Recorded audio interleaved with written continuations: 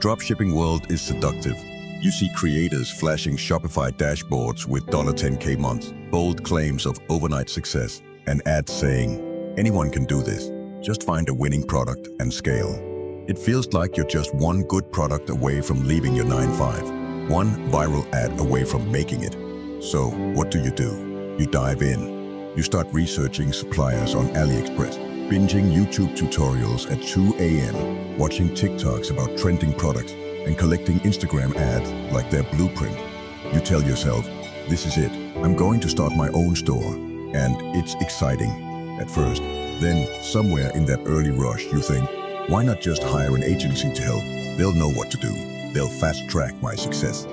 That's where it starts to unravel. Because the hard truth is, most people don't fail in dropshipping because they didn't hire an agency. They failed because they hired one too soon. They handed over the steering wheel when they hadn't even decided where they were going. And the data backs it up. Over 90% of new dropshipping stores fail within the first 120 days. That's not a coincidence. It's a pattern. And the bulk of those failures happen in the first 30 days. The dream window, when motivation is high, but direction is low. Agencies don't fix that. They magnify it. If your store lacks structure, clarity, and strategy, an agency can't build that for you. They might give you a product, a Shopify theme, and some plug-and-play ad creatives, but that's not a business. That's a template with your name on it. You cannot outsource your way out of a vision you never developed. You cannot delegate a dream you haven't grounded in reality. The beginning is not when you should outsource. The beginning is when you need to get in the dirt, get uncomfortable, get curious, learn the game. Because what you're building isn't just a store, it's a brand. And a brand requires vision, clarity, and control. 3 things you simply cannot hand over to a stranger who doesn't know your voice, your customer, your values, or your story. Most people never get past the beginning phase. And here's why. They chase quick money, not long-term vision. They copy someone else's formula without understanding why it worked. They don't take the time to learn product research, supplier vetting, or ad basics. They panic when the first campaign flops. They put their trust and budget into an agency before they even know what they're selling. So what happens next? They hire a team. The team throws up a generic one-product store, finds a mediocre item, runs a couple of untested ads, burns through $300, $500 in spend, gets no traction, and calls it tested. Then they ghost you, or worse, they keep charging you while results flatline. And just like that, your first taste of dropshipping becomes a bitter one. You feel duped, you feel frustrated, you feel like maybe this isn't for me. But the truth is, it wasn't the model that failed you. It was the order in which you approached it. So before you ever hire an agency, you need to do the work first. Start with your brand. Ask yourself, what does my store stand for?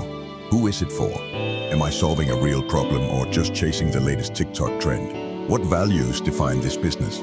What kind of feeling should customers have when they land on my page? What aesthetic, tone, and energy do I want to communicate? Most new dropshippers skip this step. They think branding is just colors and logos. But branding is emotional positioning. It's psychology. It's what makes someone remember you. And more importantly, trust you. Once you understand your brand, then it's time to figure out what you're actually going to sell. And here's where people go wrong. They pick a product because it's trending, not because they understand why it's working. So instead, ask, is this product a want or a need? Does it solve a clear problem or just look cool? Will it improve someone's routine, make their life easier, or deliver an emotional reward? Is it under $40, visually compelling, and easy to understand within 3 seconds? Could I turn this into a brand, not just a product? You're not just selling stuff, you're selling solutions, desires, and emotions. You need to pick something people care about, something that feels urgent, helpful, exciting, or even identity-defining. Then comes time. This part is real. If you're working a demanding job or juggling school and other responsibilities, launching a store might seem easy, but it's not passive in the beginning. The first 30-60 days are critical. You're testing creatives, managing orders, tweaking your store, responding to customer emails, analyzing data, and figuring out what works. You can't delegate that if you don't know what you're looking for. You have to be hands-on, at least at first, so you understand the mechanics. That's how you build systems. That's how you spot patterns. That's how you avoid getting taken advantage of by bad agencies who prey on beginners.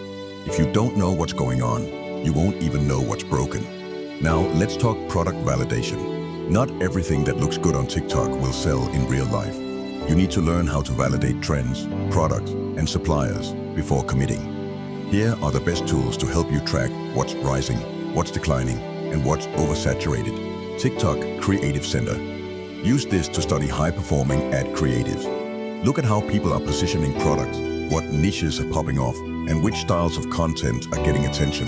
AliExpress. Dropshipping Center. A goldmine for filtering trending items based on order volume, growth rate, and reviews. Google. Trends. Validate whether the product has seasonal spikes or long-term demand. Trend Hunter. Exploding topics. Great for catching micro-trends before they go mainstream. Amazon movers and shakers. See which products are gaining momentum on Amazon. Often a great signal of wider demand.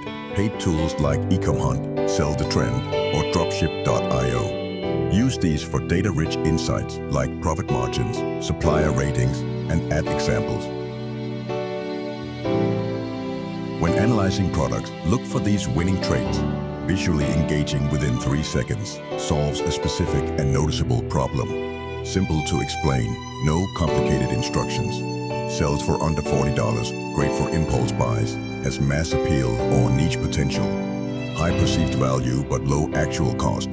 Red flags to avoid. Products that need lots of explanation or demos. Electronics or fragile items that can break in transit.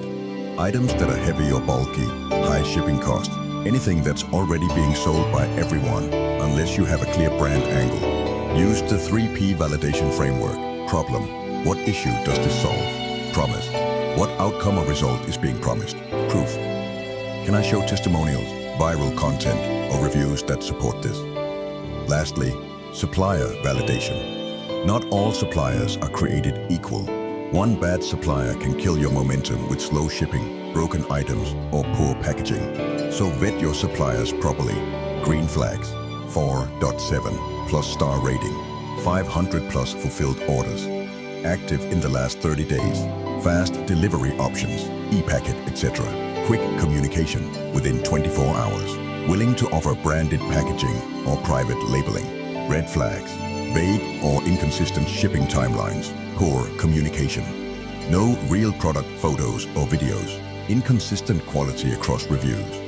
No tracking updates provided. Use platforms like DS's, CJ Dropshipping, Zendrop, or Source in Box to connect with verified suppliers. These platforms also make it easier to scale later with private warehouses or faster fulfillment centers. Here is the bottom line. Dropshipping isn't dead, but the get-rich-quick mindset around it should be. Agencies can help, but only if you know what you're doing first. They are a tool, not a shortcut. They can execute your vision, but they can't create it for you. That's on you. If you don't know your brand, your product, your customer, your numbers, no agency can save you. They'll just spend your budget while you sit in the dark, confused and burned out.